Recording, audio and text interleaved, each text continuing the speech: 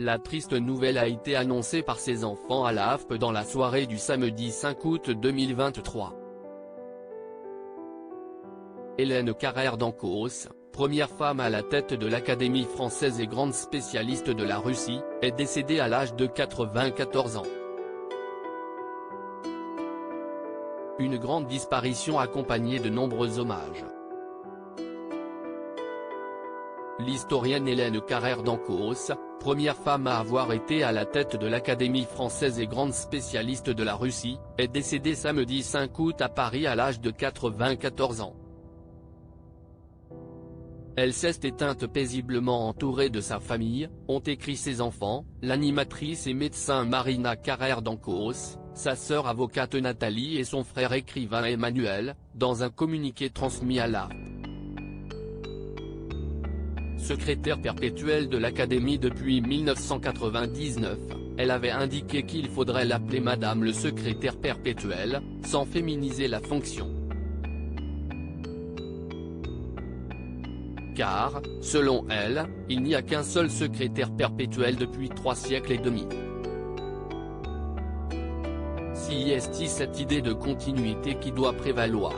Si est-il une lignée qui se poursuit? À l'annonce de sa mort, les réactions ont été immédiates.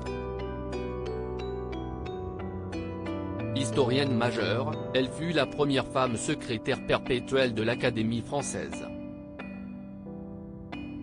Comme elle, son legs est immortel, a loué le chef de l'État Emmanuel Macron, actuellement en vacances au fort de Brégançon avec sa femme Brigitte Macron, dans un message sur la plateforme X Twitter. Hélène Carrère d'Ancos a vécu, jusqu'au bout, pour défendre la richesse de la langue française avec une énergie fédératrice. Européenne convaincue, elle était libre et tenace dans ses engagements, a posté la ministre de la Culture Rima Abdul Malak. L'ex-chef de l'État Nicolas Sarkozy a dit sur X et Instagram se souvenir de sa grande intelligence, de son sens de l'humour et de son engagement pour la liberté.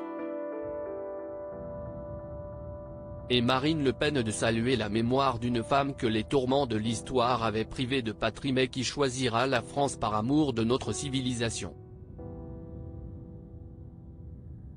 Elle incarnait, avec fermeté et courage, depuis longtemps, ce qu'une intelligence et un savoir hors du commun peuvent apporter de meilleur à une société, a loué auprès de l'AFP Xavier Darcos, chancelier de l'Institut de France et membre de l'Académie française.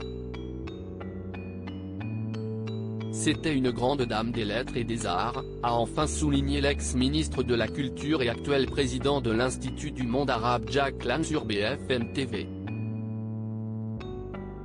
Rétive à la féminisation du français née à Paris le 6 juillet 1929, Hélène Carrère d'Ancos était la fille d'une Italienne et d'un philosophe géorgien émigré en France, Georges Zourabichvili, qui sera plus tard assassiné. Elle acquiert la nationalité française en 1950 et épouse, 2 ans plus tard, Louis Carrère, dit Carrère d'Ancos avec lequel elle a 3 enfants, l'écrivain Emmanuel, auteur de Limonov ou encore Yoga. Nathalie, avocate, et Marina, médecin et consultante dans les médias. Spécialiste de la Russie, elle est l'auteur de plusieurs biographies dont celle de Lénine, Staline ou Catherine II. Reconnue dans le cercle des kremlinologues et régulièrement consultée par le monde journalistique, jusque récemment sur l'invasion de l'Ukraine, elle a fait en 1978 une entrée fracassante dans l'édition avec l'Empire éclaté. Elle y prédisait, avant beaucoup d'autres, l'éclatement de l'URSS confrontée aux problèmes des minorités.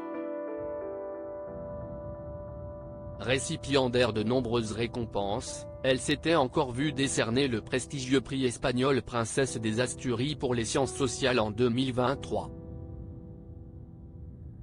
Membre depuis 1990 de l'Académie française, institution fondée au XVIIe siècle pour préserver la langue française et qui a mis des années à s'ouvrir aux femmes, Hélène Carrère d'Ancos s'est opposée à la féminisation de la langue française et plus globalement à l'écriture inclusive.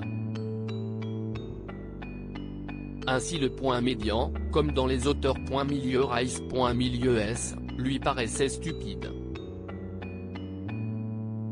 Je me lis moi-même à voix haute, toujours, un livre que je commence, pour me rendre compte de la musique de la langue. On lit en silence, mais je pense qu'il est bon d'entendre l'auteur. Vous ne pouvez pas lire à voix haute avec le point médian, avait-elle dit à l'AFP en février 2022.